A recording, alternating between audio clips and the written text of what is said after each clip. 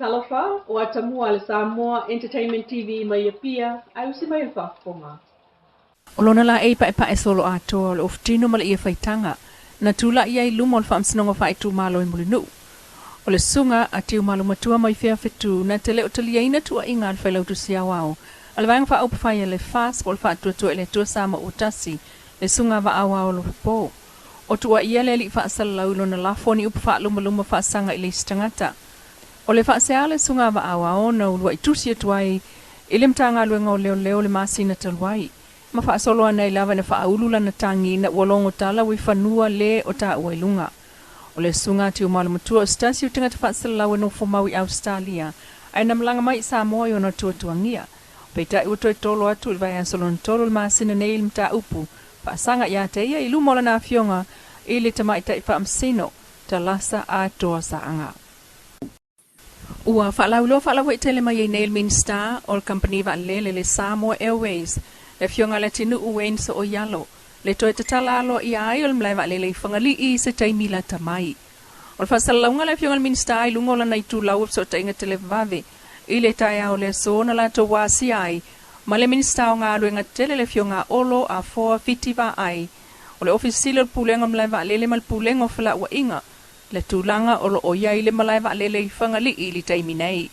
O lo whaamawina le fionga le Minister i lana whaasalaunga o le mlai wa le whangali o le sootanga au tū o whio inga i le wā o Samoa e lua. E le ngata o wa le whaapena fo i le malu whamlanga i o le tātou tino o.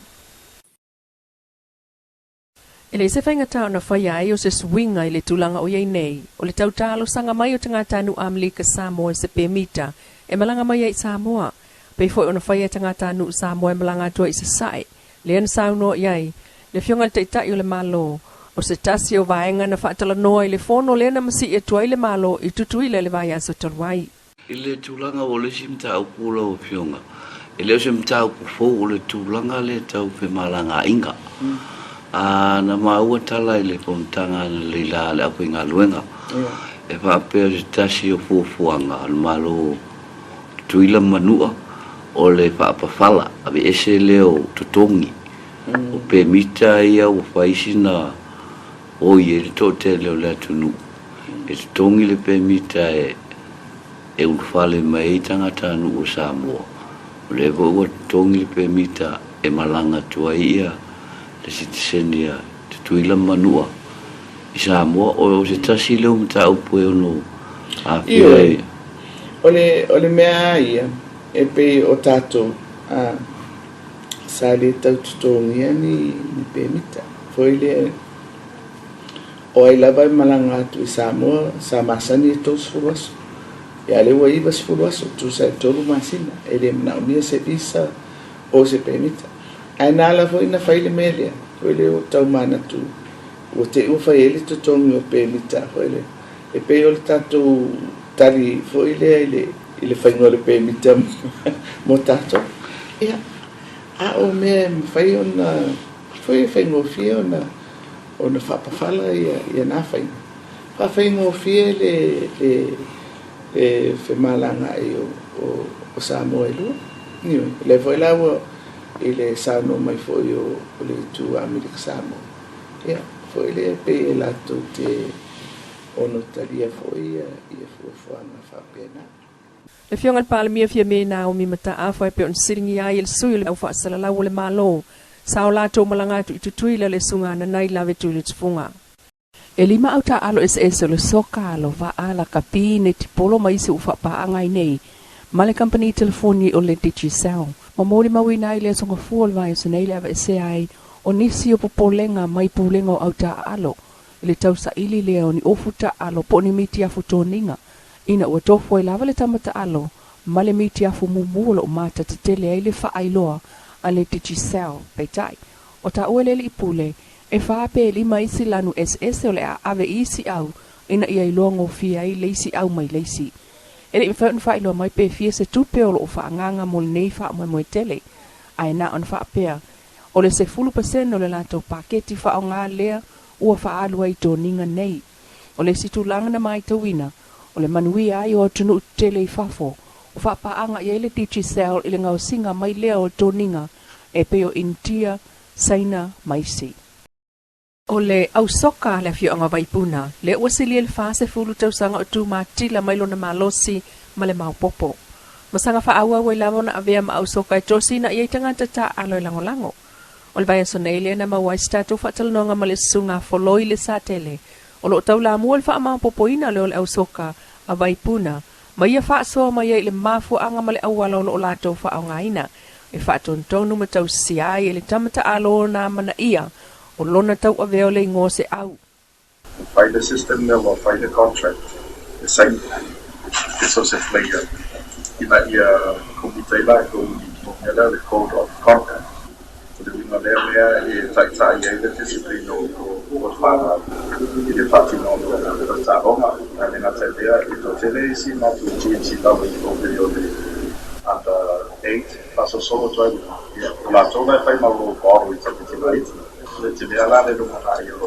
E sili le tolu sfulu au soka vaipuna wa lofa atu iai company telefoni ale DigiCell ele vai Sene ale miti afuta alo. Me aile onga tulanga lua St. Mary's i savalalo le neito sanga onga i ngā luenga te eatu i sawanga whaasanga i whanau. O le mana onga i ngā lue whaatasia tuai mai si fo ia onga tulanga lua ma whinau mai ai le tamaita i se fulu tau sanga ia Jackie te vanga. Moli maui nā i le vai aso le nei fua. Wa tau i au pao le aonga St. Mary's i Savalalo. E au ngani atua i a inga uma o Samoa i a tā ofi ia le sawa ina o whanau.